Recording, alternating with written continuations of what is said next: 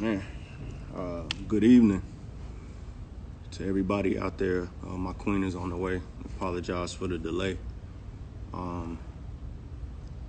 We hope that each and every one of you are doing well, and mean that in the most complete and whole sense of the word. So it's clearly a lot going on. It's impacting each and every one of us. It's a little different. You know, normally we come on here and we got the music playing and we vibing. And one thing we can't do is let anything steal our joy, let anything steal our happiness. But sometimes you have to fight for your joy, and you have to fight for your peace, and you have to fight for your tranquility when it's being threatened or being confronted with outside forces. So tonight we want to bring our own demonstration to the table. We're not scientists, we're not psychologists, we're not doctors, we're not philosophers. We are two people who love God, two people who love people, and believe that unfortunately the shaking had to happen in order for some things to be disrupted. So we're gonna come from a little different angle tonight than we normally do. My baby coming. We want to talk about covenant versus culture. We have to touch on some things that we normally wouldn't touch on, and we don't see a lot of other platforms touching on. I don't think there's any shortage of media outlets that are covering this. You got your experts, you got your public opinion, you got your who's, you got your anybody's. There's no point in us coming out here trying to add on to something that could get lost like a needle in a haystack when we have an opportunity. Forgive me, I apologize. Opportunity to bring something different to the table. Something a little more, I'm gonna reposition this, something a little more, all right, there we go.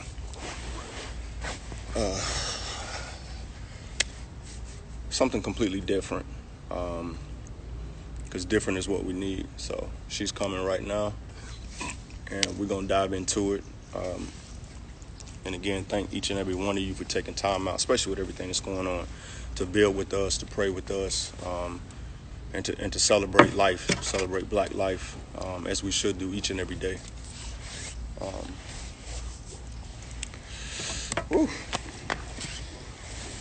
Okay.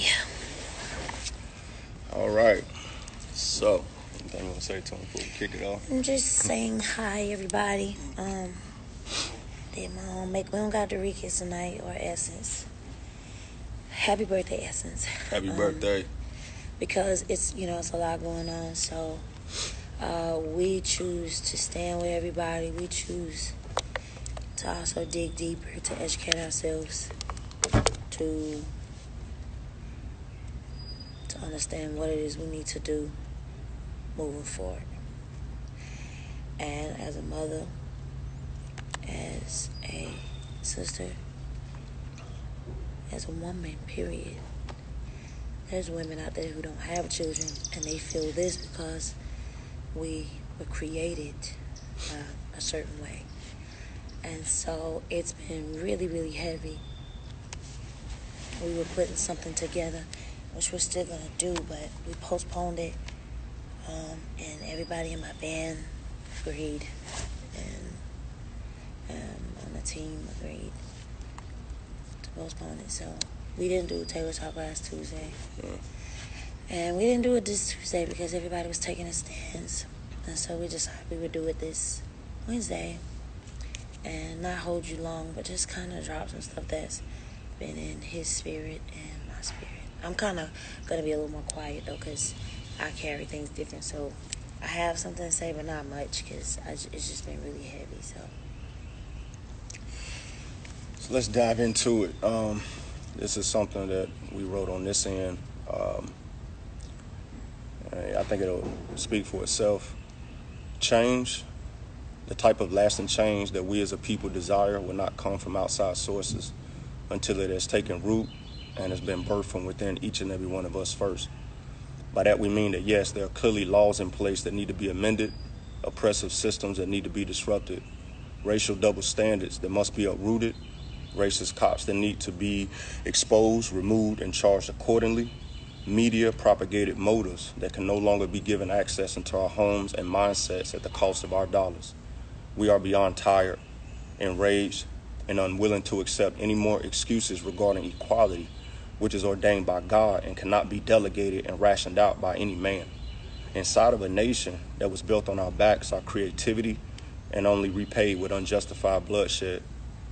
And while our country is once again facing unrest and social turbulence, we also cannot allow this opportunity to pass without shedding more light on these current events and address the unspoken hard truth that some seem unwilling to address on their platforms. Our covenant with our Heavenly Father was established when He empowered us black people with the name Israel and labeled us as His peculiar people. And the etymology of peculiar means belonging exclusively to one being, special and particular. And He also laid out the blessings and curses that we can expect if we chose to disobey His commandments. While we are hurting, exhausted, and boiling with emotion, we must also understand that our opposition not only knows our true identity, but have also become masters of our weaknesses and intentionally structure systems to entangle us in sin, which is the only force on this earth that can prevent us from operating in our true power. Sadly, they seem to know more about us than we do ourselves at times. So in no way are we aiming to divert the much needed and overdue attention away from the situation at hand with these unarmed killings, and we fully stand with all of the families of those who have been slain and the protesters around the globe who, like us, are frustrated, angry, and tired of not only the unjustified killings, but also the slow response in arresting and convicting those responsible. What is violently taking place with every one of these senseless killings of our brothers and sisters is madness and completely evil. However, because we only seem to unite at this level of magnitude when we are being killed by someone outside of our own race, we must take advantage of this because we may not have another great opportunity such as this to address certain points. And in closing, after justice has been served for the deaths of George Floyd, Breonna Taylor, David McAddy, Ahmaud Arbery, and the countless others who will never be forgotten, we as a people still face an even greater obstacle to overcome, and that's facing how we unite once again toward the mission of loving ourselves and each other. So, I know she touched on it at the top of it. I know you're heavy. But how do you feel when you look out, when you see the posts, you listen to the news, talk to friends and family, being a woman, being a mother, having lost a nephew? How does this hit you?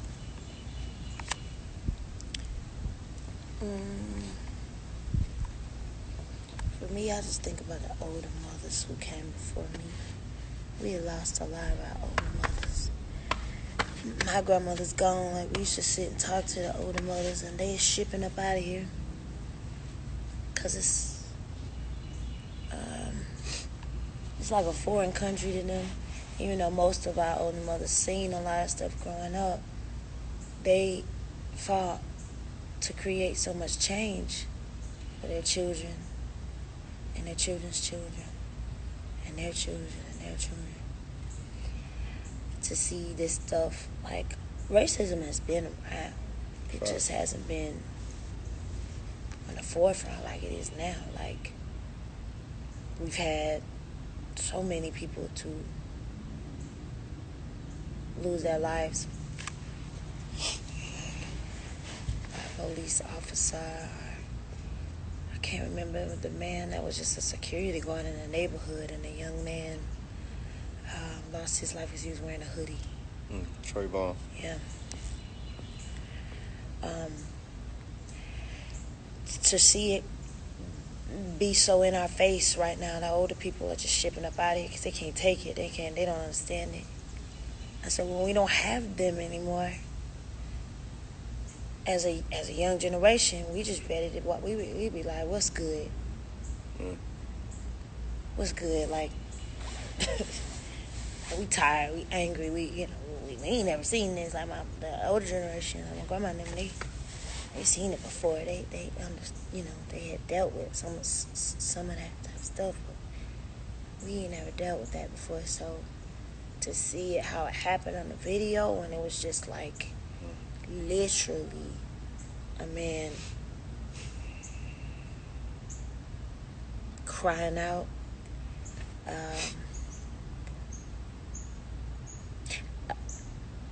To see the officer in his stance and how he just, oh man, like, the world is angry. So with that being said, again, as a woman and as a mother, it ain't no difference from, like, we sit our sons down. My son is only 8. He's not old enough, but I have nephews whom are out there trying to find their way, whom I can't even get on the phone right now, because if I could, they so full of, they angry. It's nothing really I can say. Yeah. But most mothers are sitting their kids down, and we be like, don't you go out there, don't you? Cause why we saying that? Because we want our children to survive. Like, I need you to survive. I need you to live. I need to be able to touch you. I need to see you to grow old and see it. You have children and your children have children. Like, I want you here. Like, my heart just goes out to his mother. Every mother that has lost a child, Brianna's mother. Like, I'm just lost for words, because it's almost like I want to say we shouldn't do this and we shouldn't do that, and we shouldn't do certain things, but we're angry. And we ain't used to this. Even though racism has been around. Yeah. We're not used to this. We wasn't raised up. We didn't see that. All right. So we want answers. Matter of fact, excuse my language, fuck answers. We don't want answers. We want change. Excuse my language. But that's how I mean it, like that. Like, we don't want no answers. We want change.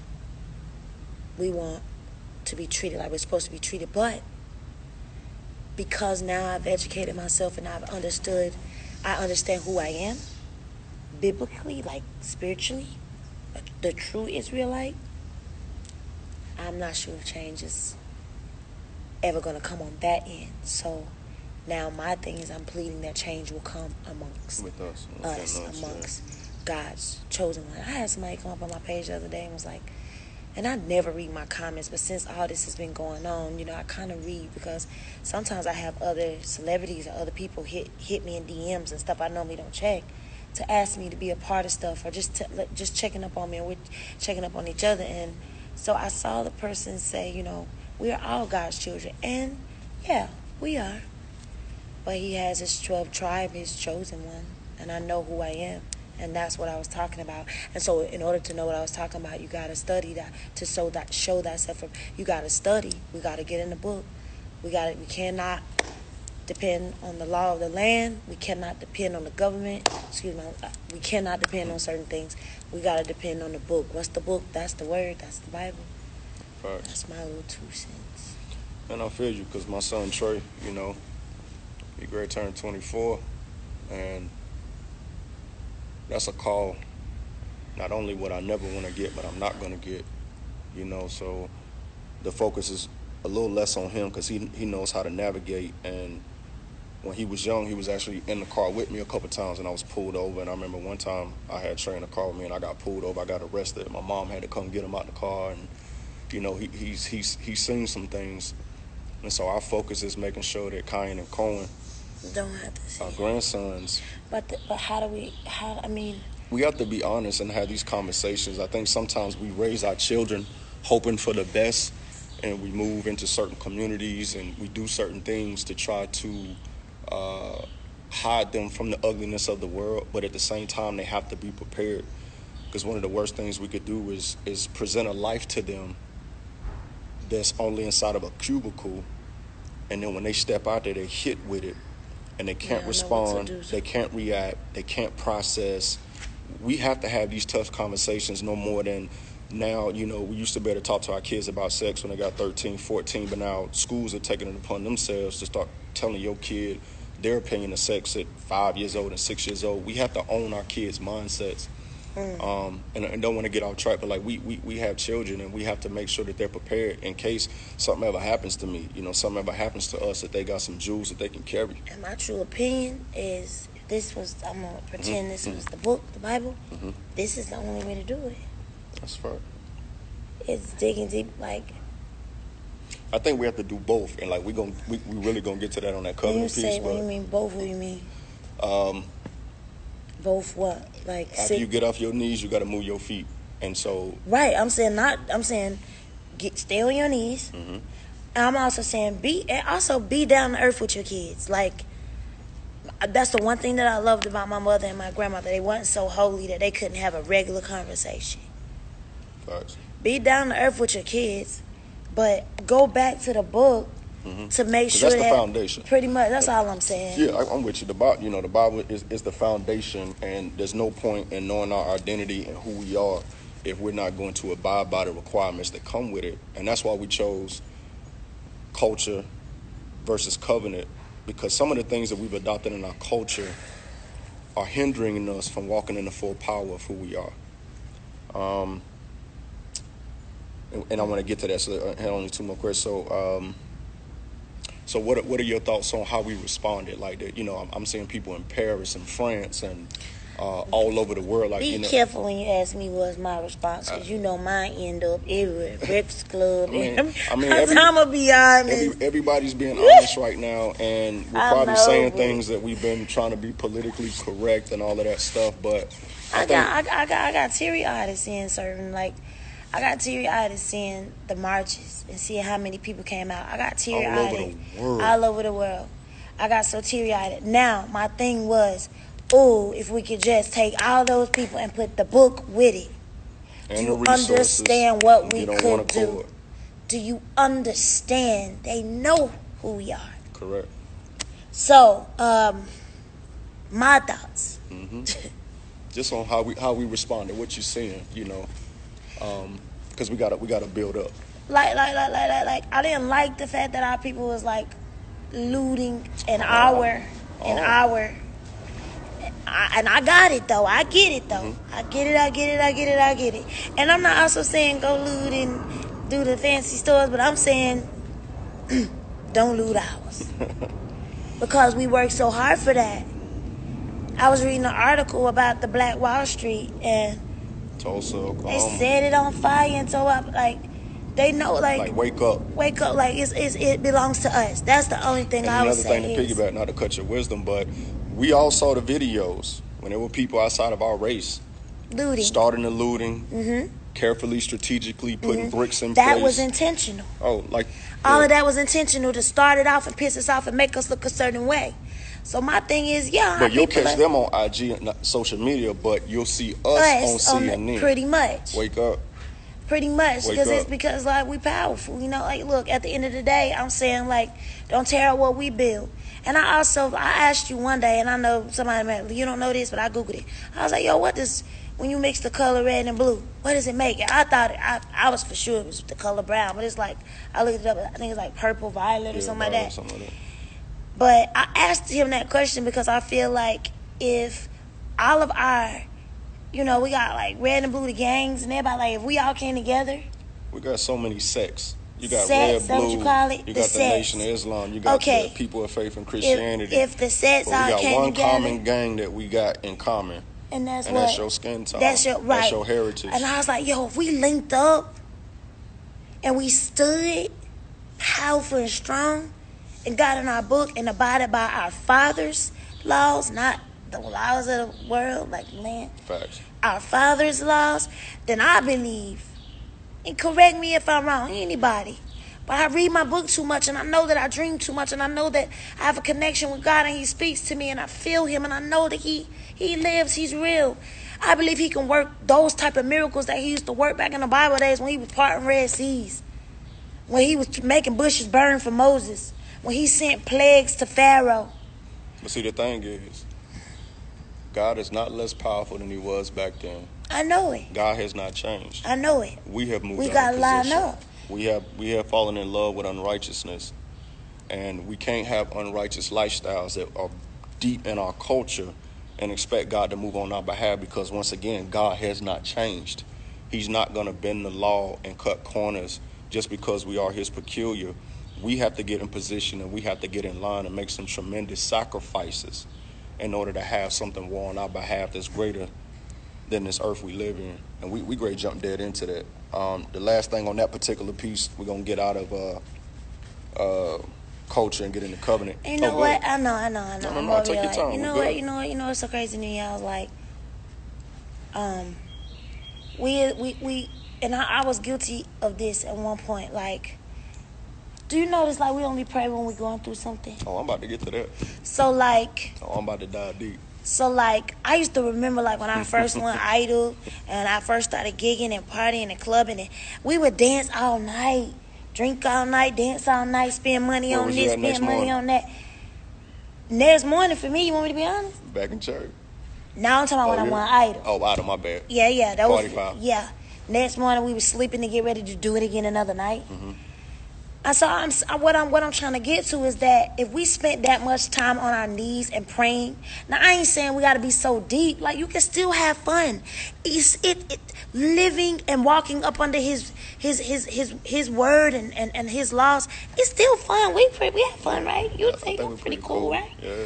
But what I'm saying is, like, now is the time when we should be on our knees worshiping, other than fighting with each other on social media, battling with each other. Because that's the other thing that I want to see stop is, if we're going to stand up with each other, we got to stop fighting each other too. That's our culture. I know, but we got to break that. It's not. It's only our culture because they created it. And that started back in Willie Lynch. Like, that's back in the... They created that to put us against. It's the dark skin against the light skin. The light skin against... We think the way that we think. And it's an amazing thing when you come into the understanding that the way you think, they're not your thoughts. That our thoughts are being programmed. They are being systematically placed in our head. Pretty much. And we're adopting them. Pretty much. But they're not our thoughts. They're not our ways. So that's all I'm saying is, like, if we spent that much time digging deeper to educate ourselves and find out who we really are, we can stand up against them in a way where they're going to be like, what the? Hold up. Honestly, be honest, if we knew how to remain collective and unified, we don't have to stand against anything. Because we're in all the positions that we need to be in, but we're segmented. The sad part is we do. But then somebody comes out the blue, like some of the videos that I've been watching, and it's one cop or it's one dum-dum that like when you told me the man they shot in somebody's car. Yeah, they just caught them cats. For that no young man reason. And his wife heading home. They was headed home. 3 minutes after curfew, kill it. So it's almost like when stuff starts to happen, even when we're standing, they piss us off again. That's why I keep going back to the fact that we got to stand and get up under the word so we know when those things happen that we don't have it. Who was that? David in the Bible? No. Who was that? Peter? When they came after Jesus, Peter was ready to get down with the get down. Oh, yeah, you slicing ears. Jesus was like, hey, chill out. Now, slice it's hard. his ear off. Can you hear me now? Like I always say to you, I think I said this one time in Taylor's Talk, it's hard to turn the other cheek. That is hard. Facts. To turn the other cheek, especially after you done hit me several times in my face, bro. I don't know. It's hard. But see, when they create these mechanisms to instill fear, it's also to get us to lose our faith in God. Because fear is going to want you to have some form of control. And when you have a burning desire for control, it creates anxiety, it creates fear, and you begin to do certain things that actually feel good. They feel good to you, but they work against the divine plan for your life. So you jumping so deep into this next joint, I just want to hit this last one, and we're going to go over the covenant, and we're going to have a good time. Yeah, you go ahead, because you know I'm over here on one. All right, so the last thing, do you believe the built-up tension and frustration from the COVID pandemic and all of the ripple effects that it caused, people losing family members, losing businesses, hard-working people who had created businesses and succession plans and social distancing and not being able to break free, do you feel like it added to the intensity that we're seeing now? And I pose this question because we've seen marches. We've seen our brothers and sisters be killed, and we've come out, but never like this. There's certain things that are working, that can be working in our favor if we play it right. But I just want to know, and then we're going to go full throttle for the rest of our time. Do you feel like the COVID pandemic has added to the intensity of what we're seeing right now? Because and forgive me, I could be wrong, so I may be wrong, but I didn't see a global united standing when Trayvon was murdered. I didn't see it with Mike Brown and Sandra Bland. I saw us go hard here, but this is different. You asking me? I feel like you keep trying to get me in trouble. I mean, you're the only person I can talk to. I'm rowdy. I'm the only one I can talk to. I'm ready to know. Hey, what y'all think? Shit.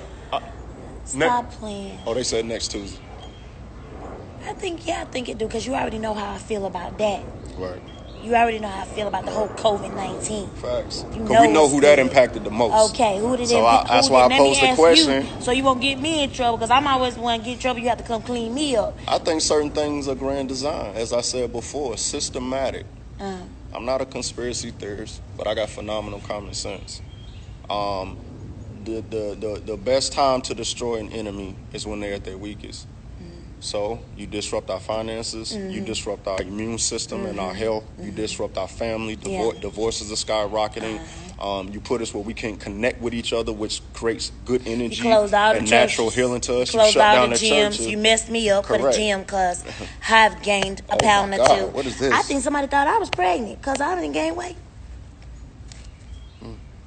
Yeah. So back to it. I'm just saying, you shut down everything. And all the black businesses took a hit. A lot of businesses took hit. Hear me. A lot of businesses took hit. Yeah, but most of the black businesses took hits. Now, there are some that was not black that took hits too. Because I got to also say, I got a lot of friends who are not black, who are white, who have texted me, who have loved on me, who stand with me, who support me. I have nieces and nephews who are biracial. So this is not a bad session on...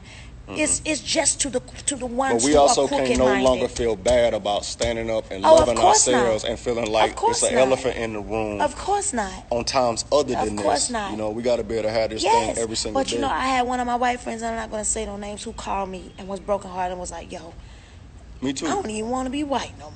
Right. I for real, I was like, don't say that. She was like, I'm serious. Like, this is crazy. Like, she was like, I know who you are. I know what the power. I know who y'all are. And this is ridiculous to me. I can't stand this. So I said that to say this. It's some out there protesting. They're standing with us. Right. You know what I mean? Because if we want to break down the 12 tribe. Now, I put everybody to the test. Those who are really listening and in here with us and don't want to combat and have an argument, I put you to the test to look up who the 12 tribes are. It'll change everything. It'll change everything. Look up who are the 12 tribes of Judah. Israel and Judah. Oh, sorry about that. Israel and Judah. Because remember, I didn't know. Like, I'm just learning a lot of stuff. So I said that to say this. It's a lot of people out there standing with us and who think that this is buffoonery. I cried when the cop, he was a white cop. And it was another black cop, too, that made me cry. Because he was like, yo, he lost his job. I know one quit. Yeah, he quit his job. He quit. But the white cop... Salute to you, brother. Yeah, salute to you. And the white cop who stood with us and was like, yo, I'm going to take a knee. I'm not doing this. Yeah, a lot of them are. And I respect that. I respect that. Because we not taking no... Like, times have changed. This is it. We're not taking no more. But go ahead. Let's go ahead. Let's just go ahead and jump into it. Go ahead. All right. Let's talk about culture. Covenant. The one thing we can never ask or expect is for another race to place greater value on our lives than we do ourselves. At the vicious killing of George Floyd, we are now in a justifiable global uproar. But when we kill each other, it's treated as common culture, or worse, acceptable entertainment on live platforms and programming such as the First 48, which are all designed to desensitize us to the sacred value of our black lives before God. So, is it a double standard or hypocritical to say that we can kill each other daily, but no one else can? Similar to how our culture responds to the N-word, where we speak it freely with smiles between each other, but we become enraged when someone else communicates it. This is another side effect of our culture. Covenant screams right is right and wrong is wrong, and this must be agreed between us in order for truth to be upheld. But our culture has allowed these gray lines to remain inside of our cultural rule book that leave room for great confusion and allows mayhem to exist inside of the fine print. So you have to ask yourself, Right now, we all have each other's attention. We're looking each other in the eyes. We're in arms with each other. We're taking knees with each other. We're tearing stuff down with each other. What happens after? And I say that because certain resources are going to come, right? Not reparations, but I heard Bank of America's donating $1 billion, Fashion Nova's donating $1 million. A lot of celebrities are donating money. There's going to be awareness. They're talking about changing the way a 8-step process. I think maybe Tony Don posted an 8-step process that they have to do to de-escalate. Shooting has to be the last resort. All of that good stuff, right? So let's say we get away. Let's say in a perfect world, we don't have an unarmed killing by a police officer for the next 12 months.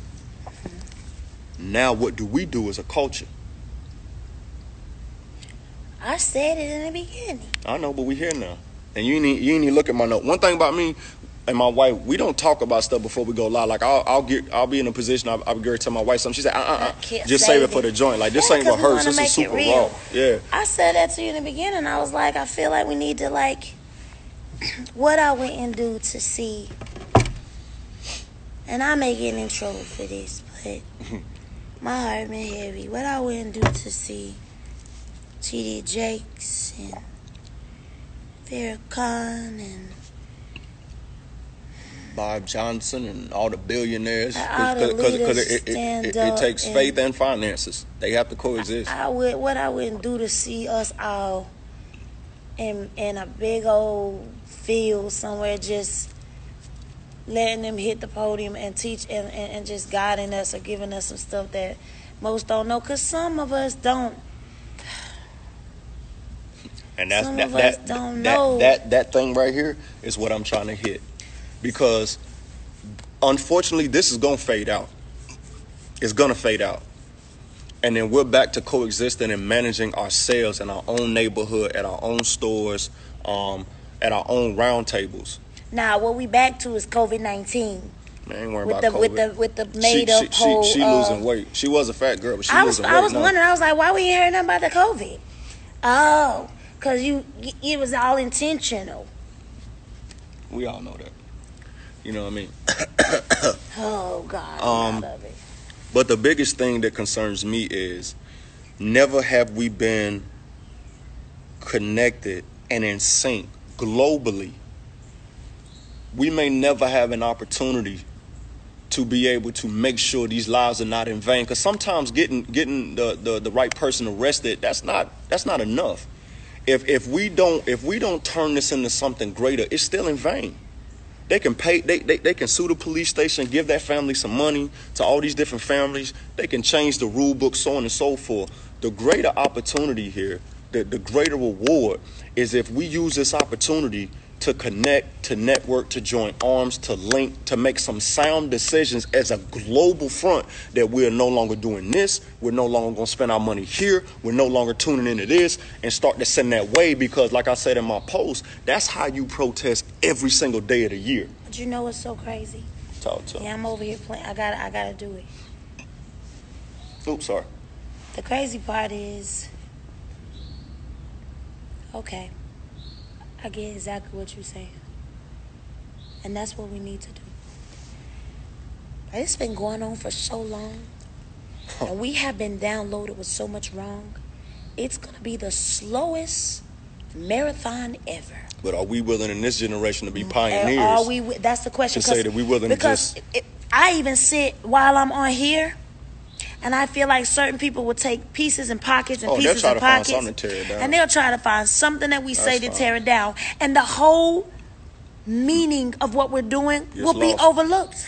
We almost weren't going to do this. We almost, because it's scary. Yeah, and it be mainly from us, my sister and my brother.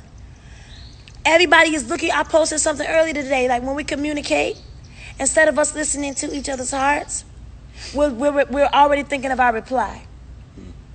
And so, with what you're saying, yes, I hope that it happens.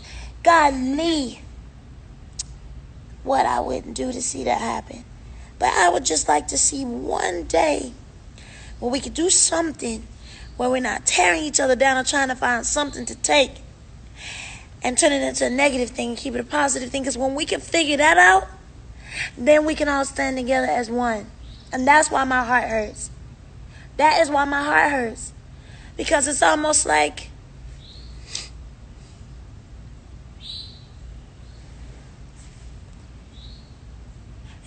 damn if you do, damn if you don't. But I'd rather leave this earth knowing that I did, that I tried, that I was obedient to what he gave me to do, and that I made an effort for my bloodline. Because if you want to, it's in reverse. If you want to change the world, change the home. If you change the home, if every man and every woman says, I'm going to change my home, then you'll change your community. Then you'll change your city, your state, and it continues to go forward. But you know what? It goes back to me saying, if we're going to riot, okay, boom. It goes back to me saying we got to get in the word. Without a doubt. And when I mentioned Peter, because he was ready to go get bucked for Jesus. But Jesus was like, don't do it, right? And I was talking to somebody else too, like all the stories that I read on Jesus, like he was not a loud man. He was not like, he might have spoke a couple of scriptures and kept it like boom, boom, boom. It's because he had power. Power don't have to respond with force. And so I feel like if we go out but again, I said, if we go out and riot and we, not riot, but protest in silence, I feel like I've seen a lot of those. And it's always one cop out the bunch, one person out the bunch to come and do something dumb to make a person say, oh, hell no. You're not finna do my brother like that. Right. You're not finna, right? Right. So I guess that's what we got to figure out is what's the in-between right there. And what's the end game? Like, you know, a lot of people believe you fight fire with fire. You got to fight systems with systems. If there are systems in place that start from where we live, how the zones of where we live is redlined, the educational system, the processes in the economy and the job market, to the prison system, so on and so forth, then we got to come back and fight the systems. We have the buying power, we have the voices, we have the numbers, we have the creativity, the ingenuity, the intellectual property to be able to do something. That's what I'm saying. When all this is said and done, there's got to be more left on the table than the cops being in prison, restitution given to the families, and broken windows and burning cars. I think that's, but I think, oops, sorry. No, you good. I didn't mean to break it. Oh, no, I'm here. I think that's where our people get mad, too, because it's like, cops go to where? They'll get theirs. Last place you want to be in prison as a cop. I mean, last place you want to be as a cop is in prison. I know, but it's almost like we be like, you know what I'm saying? Like if one of the night, you know what I'm saying? They get off easy before. Never mind. Again, I say the biggest takeaway from this will be is if we collectively and globally commit to even doing one thing in you know the impact. If we all said, I don't want to say anybody because they didn't come on, you said they shouldn't go get chicken from whatever. But I'm just saying, if we all agree, and it has to be something that makes sense that will send a shockwave. If we all globally, billions of us say we are no longer going to do this, and then we get that in the realm, and we will no longer do this, and we will no longer buy into this and support this or tune into this or whatever the case may be, that to me will have more lasting effects and will be worthwhile for everything that's taking place. Because we can't keep marching all the way till August. So there has to be something for these lives that were taken. The people who will get, people getting hit with rubber bullets in their face in the street. What is going to be the divine and ultimate reward? It won't be nothing if we go back to business as usual. I feel like it would be dope if like we just started our little lives. But it'd be dope if, like, we could link up with other lives and podcasts and radio stations and do a show and we start educating ourselves. That's it. That's all. And I think we're doing it, but we're doing our thing over here. And then that person doing it over there. So we're not a threat. What I'm saying is we got to come together. We got to link up. Let's link up. We're not a threat. Let's link up. Boom. I'm gonna give you something now. Is our time running out? Cause we solid. Okay. I'm gonna tell you something, and this is just my opinion. I will wear this one. Be careful, baby. I'll be careful. I started to ask myself, why were they trying to build a wall? Oh. Why were they putting so much effort, energy, money different houses in the Senate and Congress going to war with each other. Being a Friends rock. not even. Why? So why was this wall so You important? better preach. I know where you're going. And I was like, okay, show you right. Because the Latino community are in sync. They'll stay all in one house together. They'll save their money. They do. They won't spend money outside of. They got their own auto parts store. They got their own barbershop. They got their own grocery store. You go to New York, Chinatown got their own Chinatown. We're going to put it in Chinese. If you can't read it, go wherever you want to go. They wanted to build a wall, not just to take all the jobs, and everybody's got their own opinion, but when a nation of that size is unified, has their own language, and they haven't lost their culture. It's a threat. Catch them on Cinco de Mayo. See how it goes down. But it was a threat. Yeah. That's when it hit me to realize we're not a threat. And we got to become that. And we have to become a threat. Am I wrong? Is the part of the 12 tribe? They got to find out for themselves. Okay, I don't even. Please do me that, you guys. I don't care if it's 3 of you, 4 of you, 5 of you. Please go look up who are the 12 tribes. Get your identity first. Your identity is greater than just who your daddy is and who your mama is. You got to understand what you're connected to so you'll know what you're responsible for and what you're entitled to. Don't let social media, don't let these different TV shows, and I ain't going to call none of them out, get you convinced that your identity is something else than it is. Because once you know who you are, you'll know exactly what you're not. Yep. And when you know who you are, you know You'll how walk you shouldn't walk, You'll how you shouldn't dress, how you shouldn't speak. A lot of people will come, boy, I'm telling you, I don't want to get in no trouble. Don't, Jimmy, just slowly roll. I think they get exactly what we saying. You know, we had a conversation the other day, and it was like sometimes, I may have to go do something in business or whatever the case may be, and somebody may say, yo, you trying to talk white, or you acting white, or y'all over in this neighborhood living white. I'm like, what makes you think we got it from them? What makes you think that we weren't the lawgivers, or we weren't the creators of science, or that we weren't the creative muscle behind certain things? What has convinced you that I'm acting like something that I shouldn't be? So if I ain't I ain't acting black, but do you really understand? Nah, cause you. But that just gave me something. Ooh, understand? I know exactly what I'm acting like. I'm in tune. Understand what I'm about to say right quick, okay? I don't even think it's called acting black. I think it's rioting. I think it's rage. I think it's anger. I think it's built up. Man, what? No, hear me out. Yeah. See what I'm saying? Yeah. Like it's everything. We have been oppressed. We've been oppressed so much that when we talk to each other as husband and wife, it's pop. Yeah, facts. And then it's like, well, how can I? You don't treat your brother like that. You don't talk to your sister like that. You don't talk to your friend like that. Why you so mad with me? It's like when we get upset, it comes from a place of what we have. What this is new for us. I think the same thing about when you sing. But it comes this from been happening. This been happening. So I don't even call it acting black. I think it's just that when we get what black people do when they get excited, we get loud.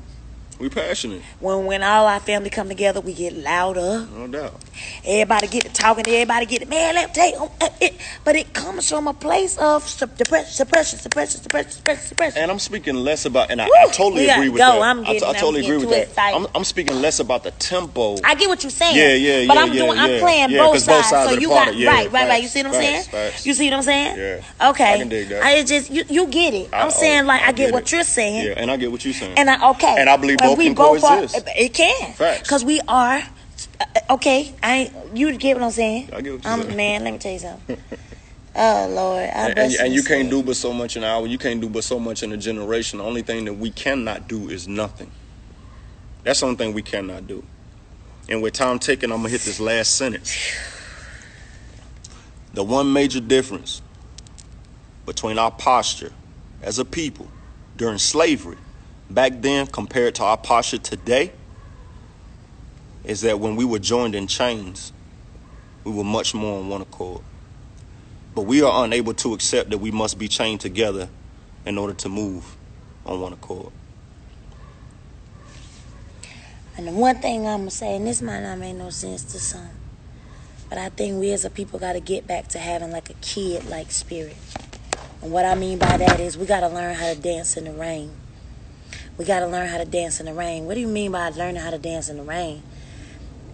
When we were kids and it rained and you walk outside, either if your parents made you wait till it stopped raining, what's the first thing kids do when they walk outside? Go jump in the biggest They puddle find they the can biggest find. puddle they can find. But we be like, not my J's, not my J's. We gotta learn how to dance in the rain again, and we gotta get back to that whole saying where kids used to say, "Sticks and stones, Oh, boom. they break my bones." Sean King. Wait, now I was going somewhere. My bad, Sticks girl. and stones, they break my bones, but words don't hurt me. You remember everybody used to say that? Facts. Like a kid, I watch little kids when they're around, like when my son's friends are around, or my little bitty nieces and nephews. The kids can have a falling out and be back in 5 minutes playing again. Somebody may say something, the kid may just look and be like, And I asked Dallas, like, how'd you feel about that? Why you didn't say something? And he'd be looking at me like, for what? Right. We got to get back to kid-like spirits where we not allowed, because even on this Taylor Talk, there's some people on here that are saying some crazy things. But sticks and stones may break my bones. But words, they can't hurt me. Because I know that I'm covered under the blood of Jesus Christ. So when we know that, we move different. That's my little piece. It's getting dark out here. You know I'm dark skinned. They ain't going to be able to see me in a minute. But that's my little piece. So there you have it. I skipped over half the stuff. I know I can get long-winded. I know that we can get off topic at times. But if we leave you with anything, culture versus covenant. Covenant is where our power source is. And when all this dies down, we got to make sure the fire stays lit and remains in us so we can pass that torch to our kids. So therefore, we're going to have to look at our culture and our behavior and our decision-making in order to add value to the opportunities that we have, such as this. I don't think we're going to ever have as great an opportunity right now to make a statement, to connect some dots and redeem some things as we do right now. So we're going to pray. Unless you got anything else to say.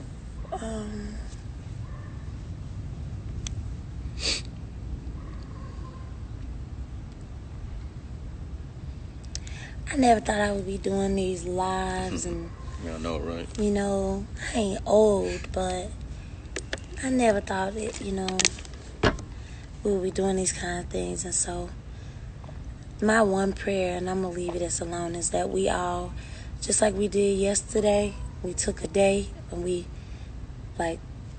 it went dark, it went black, and nobody was posting anything. And I wish we could do that more often, where we take a day to, if we're going to go on our social media, use it as a positive thing and not use it as a time of encouraging each other and not selling sex and selling music and selling, because I'm an artist and I get it. At one point I never had a social media, and the label, when I was with a label, used to tell me it's the way of the world, it's a new thing, you gotta have it. And I feel like when it came, it just really made opinions be more in your face. Yeah. People's opinions was more in your face. Mm-hmm. And so then you started having suicides and people what was that we was watching the other day? Was it a movie or a reality show? I believe it was a movie. But anyway, in the movie, the girl, no, it was a reality show. And 90 Day Fiance or 90 Days, something like that. Mm-hmm. And the girl was so depressed because of all of the feedback she had got from the media. Oh, yeah, I know what you're talking about. So I just wish we could all come together, all the people who have hearts and ready to share love, spread love. I wish we could do more of that, because, like I said, I've been sitting here this whole time, and every now and then I look, because Dorikas is not here, and I'm seeing some negative things, and I'm like, man, that's gonna happen. I know. Somebody said, what we can do is get out and vote, and you're absolutely right. But no matter who's in office, we still have to conduct ourselves a certain way as a people. We can't leave it, because it's so dark out here. We can't leave it to who's in office. We can't leave it to who. Because that's the law of the land. I was saying, they still gonna do what they want to do. Yeah, we have to come together on one accord and tap into a power source that we haven't experienced in this lifetime. Right, that's what we have to do. Yeah, so.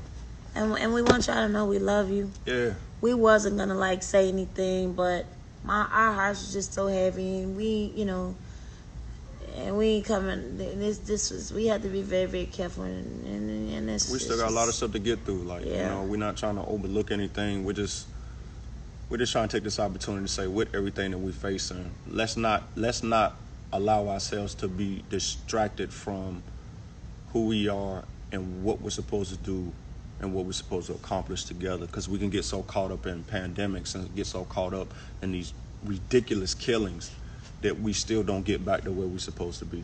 And to George's family, man, which they may not ever see this, but I just want to say, it's been a long time coming, but I know change gonna come. Oh, yes it will. Yeah. Father, we thank you for the opportunity to do what you've asked us to do. We ask that those who have ears to hear heard, and those who have a heart to receive, move on it in the way that you showed them. Put your hands on the earth, Father, yes, because it is being shaken, and maybe you're causing it. But let us not take our eyes off you. Let us be okay bringing our anger and our frustration and our anxiety and our fears to your feet as well, with the same intensity and openness that we do to the rest of the world on these social platforms. Let's make sure you're not written out of the equation, that as we chase to have laws amended and certain things put back in order, that we also realize that you're still in full control. We thank you for everybody who tuned in tonight, and ask that you speak to them personally and individually, because we all are hurting, we all are confused, and we are all trying to figure this out. Let your perfect will be done in the earth, that your glory may reign forever as it always will, Father God. In Christ Yeshua's name we pray and we thank you and we believe. Amen. Amen. Y'all have a wonderful night. Much love.